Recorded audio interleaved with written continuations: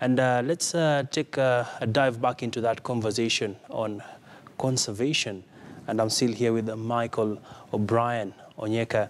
And Michael, let's take a look at now some of the interventions that we've seen various countries take on. And just walk us through what are some of the lessons we can pick from countries that have been able to champion conservation? I would say the good news is that overall, African countries more and more are paying attention to the central importance of nature in our sustainable development pathway.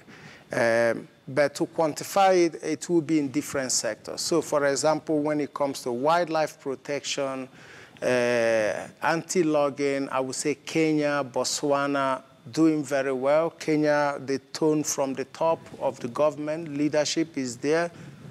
Poaching will not be tolerated, and we've seen drastic reduction in poaching.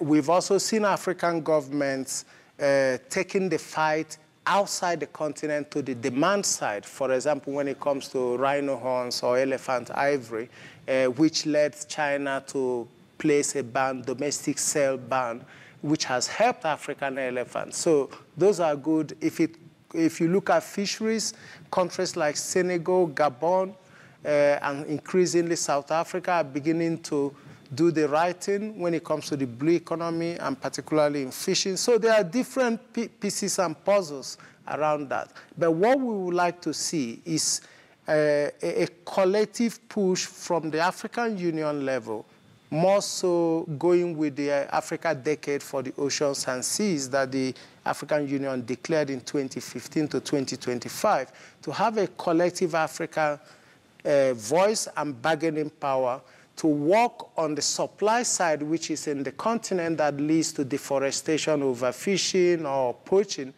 to work on that, but also be able to add collective strength to the push on the demand side, whether be it the European Union countries or Asian countries like Vietnam and China. But I would say we're on the right track, but a lot more still needs to be done. But we are getting there. We are getting there by the day. Yeah. And I'm quite passionate about issues to do with the forestry. And looking at the deforestation that has been happening across the East African region and also Central Africa, it is quite worrying. It is. Bearing in mind that these are some of the countries that have some of the biggest water towers in the region. Perhaps what sort of aspects should we consider moving forward, especially from Africa Conservation International, when it comes to promoting the afforestation agenda? Yeah.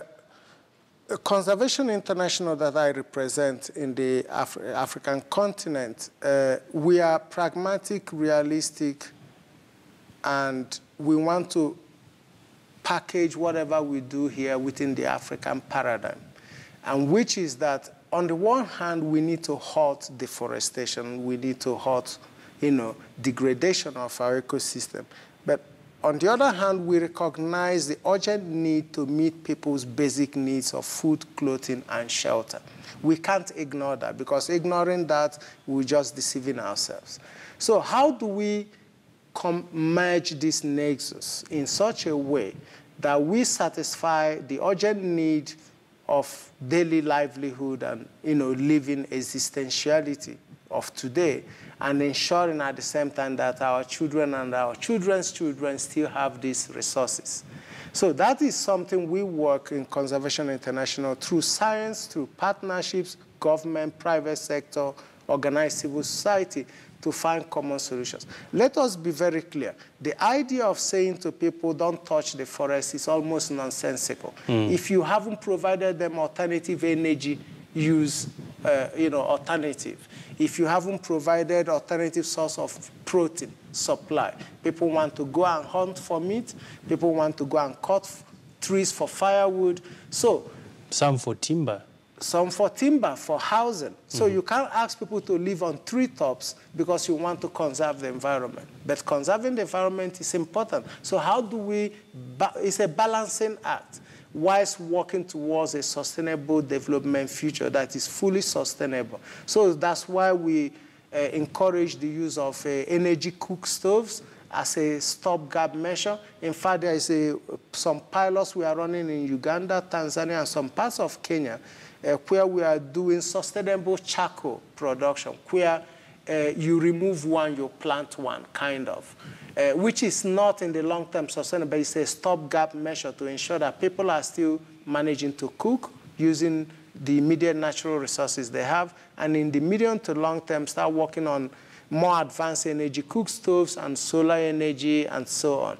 But that's being realistic and pragmatic, but it's a huge, very big worry, the rate of deforestation that is going. And like you rightly said, it's not just the forest that we are seeing, but if you look at Mao Forest, or Ngong Forest, or Chulu Hills Forest, they are critical water towers.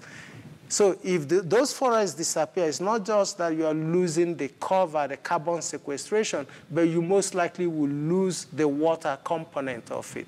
And as we know, there is no alternative to water. If you lose water, then you are in big trouble. Interesting.